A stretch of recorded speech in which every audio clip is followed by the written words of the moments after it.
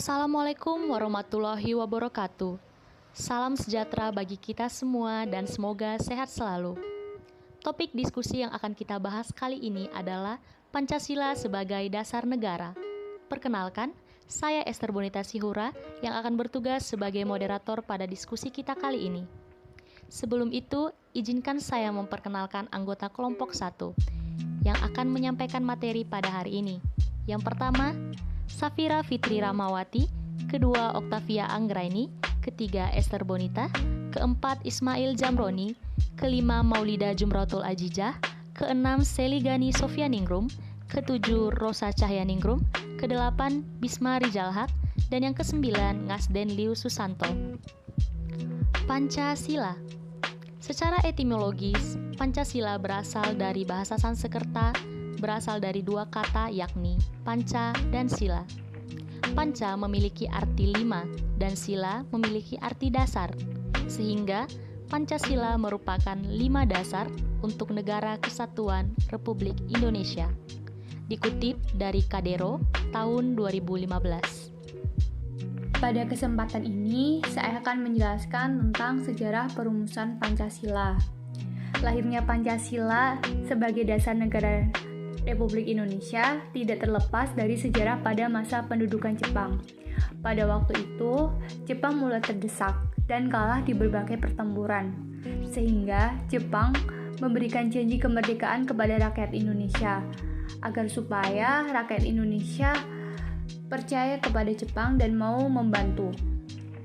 Salah satu janji yang direalisasikan yaitu pembentukan Badan Penyelidik Usaha Persiapan Kemerdekaan Indonesia atau BPUPKI pada tanggal 29 April 1945. Dilatih secara resmi pada tanggal 28 Mei 1945.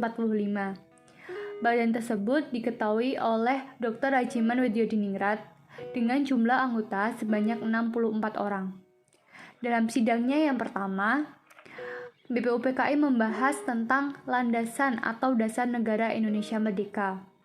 Pada kesempatan ini juga, para tokoh yang mengusulkan rumusan dasar Indonesia antara lain Muhammad Yamin, Dr. Supomo, dan Insinyur Soekarno. Dalam sidang BPUPKI pertama tersebut pada tanggal 29 Mei sampai 1 Juni 1945, setidaknya ada 12 orang yang ikut serta dalam sidang untuk mempersiapkan apa saja yang dibutuhkan Indonesia dalam mempersiapkan kemerdekaan. Di antaranya yaitu seperti 3 tokoh yang sudah disebutkan tadi, yaitu Muhammad Yamin, Supomo, dan Insinyur Soekarno.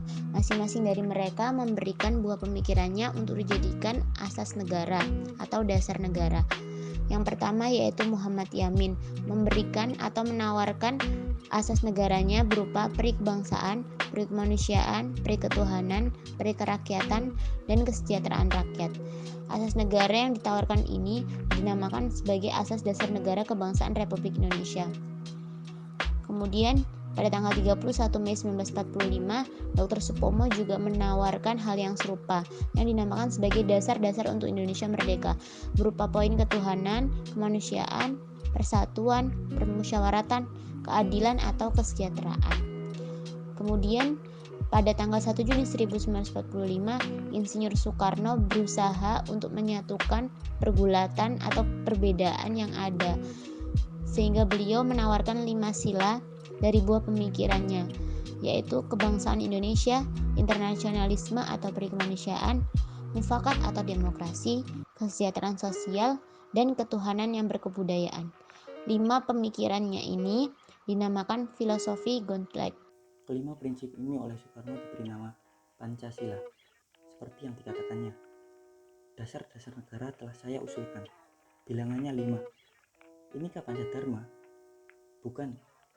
Nama Pancadharma tidak tepat di sini. Dharma berarti kewajiban, sedangkan kita membahas dasar. Namanya bukan Pancadharma, tetapi saya namakan Pancasila. Sila artinya asas atau dasar, dan di atas kelima dasar itulah kita mendirikan negara Indonesia, kekal dan abadi. Oleh karena itu, pada tanggal 1 Juni dikenal sebagai Hari Kesaktian Pancasila.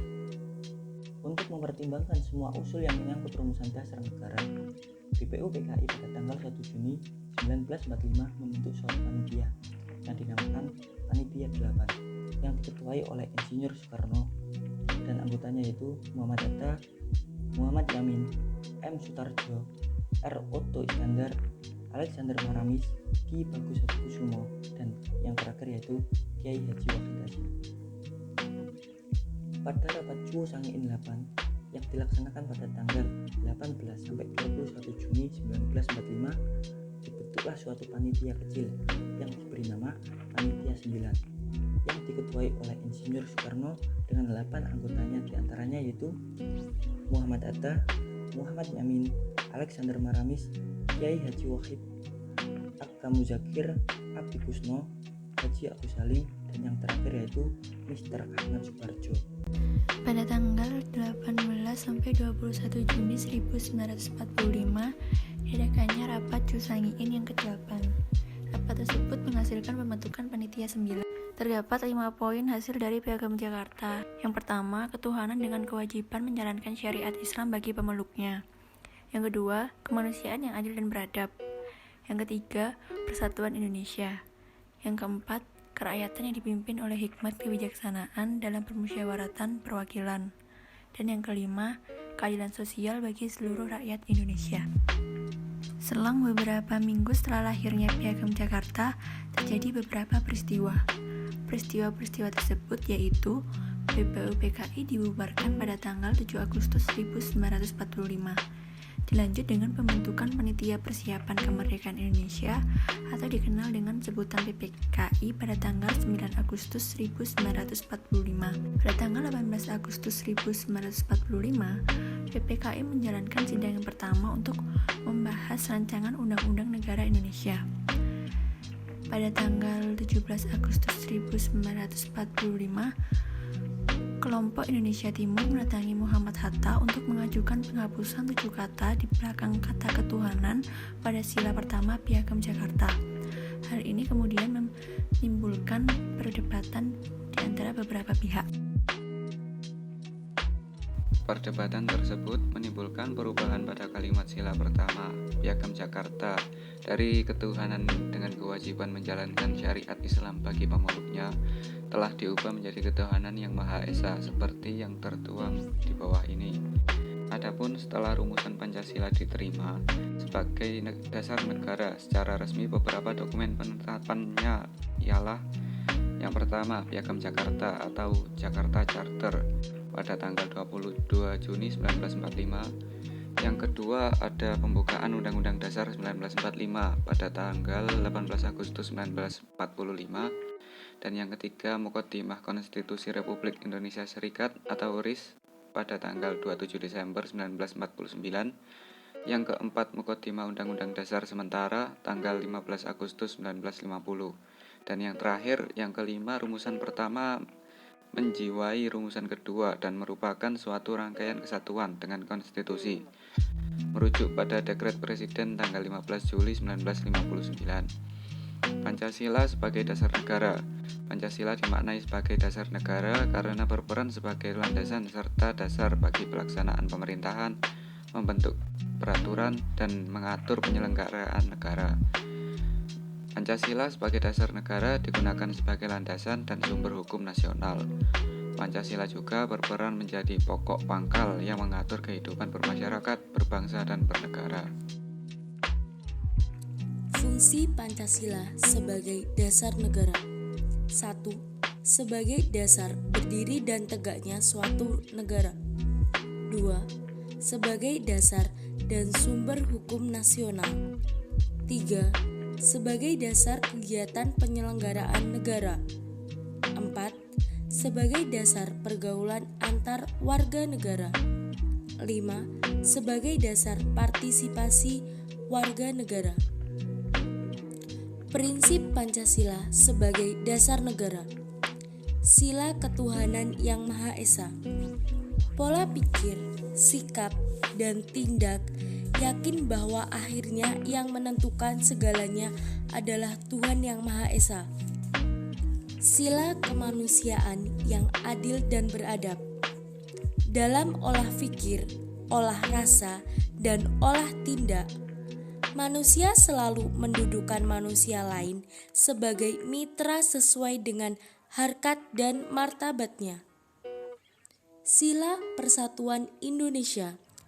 Negara Indonesia merupakan negara kesatuan dari Sabang sampai Merauke. Kita mengaku bahwa negara kesatuan ini memiliki berbagai keanekaragaman ditinjau dari segi agama, adat, budaya, ras, dan sebagainya yang harus didudukkan secara proporsional dalam negara kesatuan. Sila kerakyatan yang dipimpin oleh hikmat kebijaksanaan dalam permusyawaratan perwakilan. Memberikan petunjuk dalam berpikir, bersikap, dan bertingkah laku bahwa yang berdaulat dalam negara Republik Indonesia adalah seluruh rakyat, sehingga rakyat harus didudukan secara terhormat dalam kehidupan bermasyarakat, berbangsa, dan bernegara. Prinsip Pancasila sebagai dasar negara yang terakhir terdapat pada sila keadilan sosial bagi seluruh rakyat Indonesia, yaitu memberikan acuan bagi olah pikir, olah sikap, dan olah tindak bahwa yang ingin diwujudkan dengan adanya negara Republik Indonesia adalah kesejahteraan lahir dan batin bagi seluruh rakyat Indonesia tanpa terkecuali. Aspirasi rakyat dipergunakan sebagai pangkal tolak penyusunan kesepakatan bersama dengan jalan musyawarah. Kutip dari pernyataan Soekarno, "Aku tidak mengatakan bahwa aku menciptakan Pancasila. Apa yang kukerjakan hanyalah menggali tradisi kami jauh sampai ke dasarnya, dan keluarlah aku dengan 5 butir mutiara yang indah." Demikian yang bisa kami sampaikan. Sekian dan terima kasih. Wassalamualaikum warahmatullahi wabarakatuh.